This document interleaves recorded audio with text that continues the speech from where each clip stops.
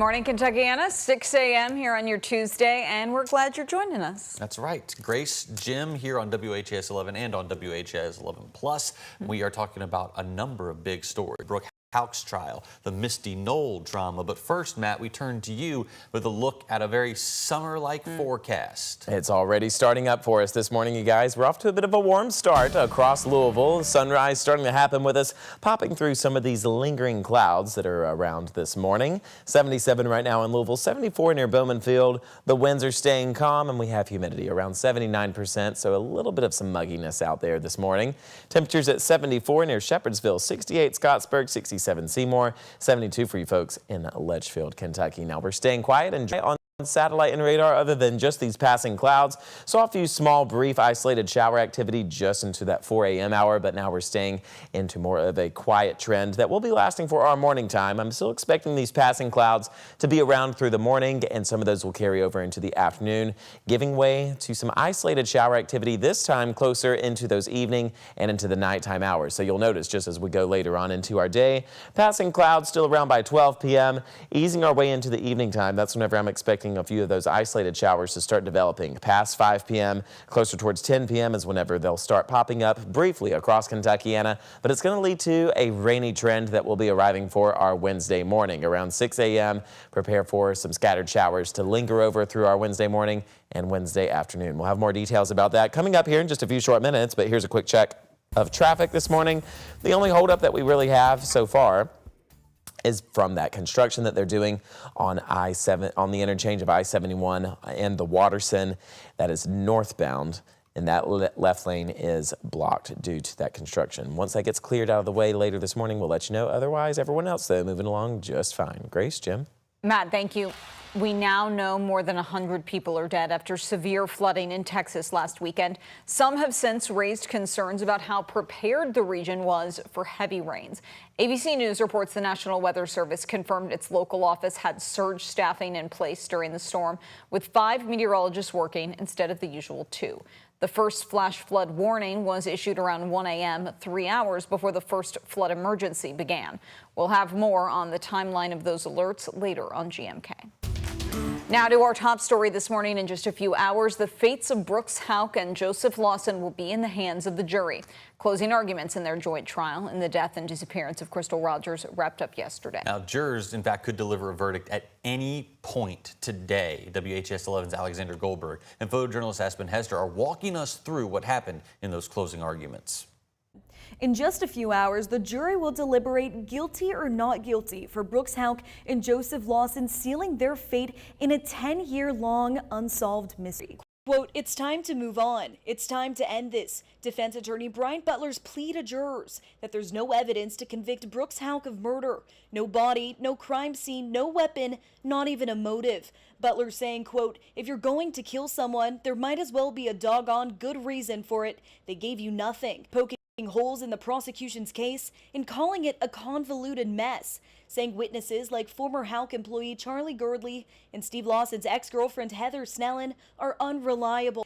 And they were pressured by Kentucky State Police to tell detectives what they wanted to hear. But Special Prosecutor Shane Young holds fast, quote, "If Crystal Rogers did not come home, this man is guilty of murder," saying the linchpin of the case is that Houck's written statement detailing his whereabouts the day Rogers was last seen doesn't match with precise phone records. Young says Houck never said he was at the family farm all day, but Google phone data shows his phone is there from 9:30 a.m. to 4 p.m. And Young reminds jurors that witness after witness testified that they never saw or spoke to Houck on July 3rd, in complete contradiction to what he told police, telling the courtroom that when Houck and Rogers later went on that, quote, "surprise date," it had a surprise ending. Now, the jury must make sense of the circumstantial case and come to a unanimous decision. In Bowling Green, Alexander Goldberg, WHAS11 on your side. The jury is going to return to the courtroom in Warren County this morning at 8:30 Central Time. Alternate jurors are going to be excused first before that jury will begin deliberations. And if you want more coverage from the courtroom, we're going to be live every night at 9 p.m. recapping what happened. You can watch it by downloading the WHAS11 Plus app on your smart TV. It's free to download and watch. We turn now to the new twist in the Misty Null case. The wife of the former Clark County Sheriff James Jamie Null had pleaded guilty to 10 felonies for theft and tax evasion just last week. Yeah. Now, though, Judge Larry Medlock says she could be in contempt of court after recent comments she made in a TV interview. Gabriel Gonzalez joins us in the studio with these details. Gabe, this all sort of played out Monday, and what prompted the new development? Good morning, Jim and Grace. Let's go back to Misty's plea hearing just last week. There, she pleaded guilty to those 10 felony charges and said at the time, quote, "I have a great amount of remorse for my ignorance that not only led me here," end quote. Judge Larry Medlock sat there, listened to Misty's plea in person, so he seemed surprised to hear a different story from an hour-long sit-down interview Misty did with a different media outlet. The judge watched that interview and she, quote, "told the world she did not knowingly and intentionally commit the crime of theft," end quote. He then said, "This court cannot find an individual guilty if they profess to maintain their innocence." Here's what Medlock had to say last week, reminding Misty what a guilty plea means. You admitted to this court that your violation of the laws of the state of Indiana in this democratic nation was knowingly and intentionally.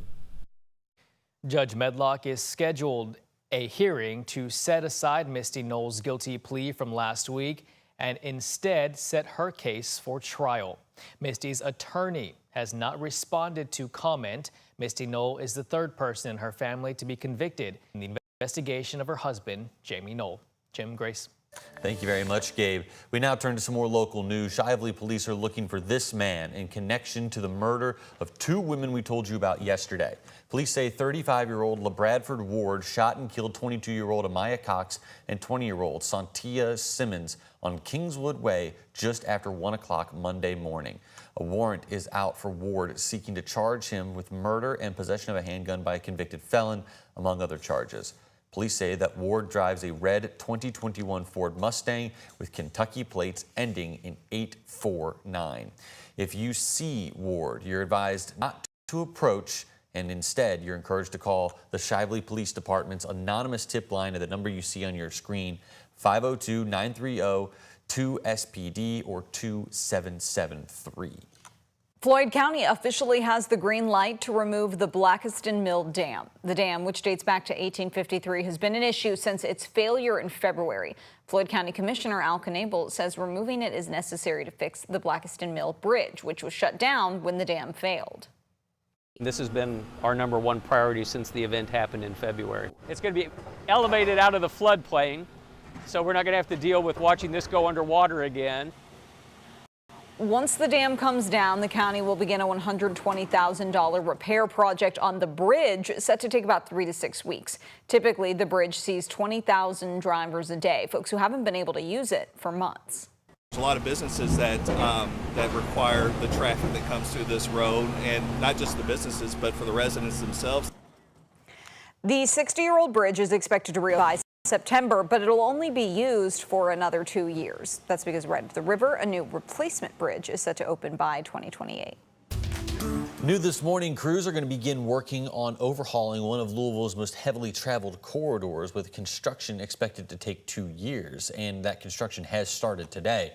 The $130 million project is targeting the I-264, I-71, and US 42 interchange, which is right where the new VA hospital is going up along Brownsboro Road. Governor Andy Beshear announced the project yesterday, aimed at improving traffic flow and safety.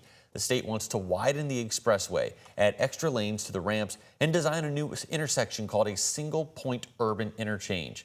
The project is expected to be completed in fall of 2027. Matt, coming over to you. What is one thing we need to know? We've got another typical July day in the forecast.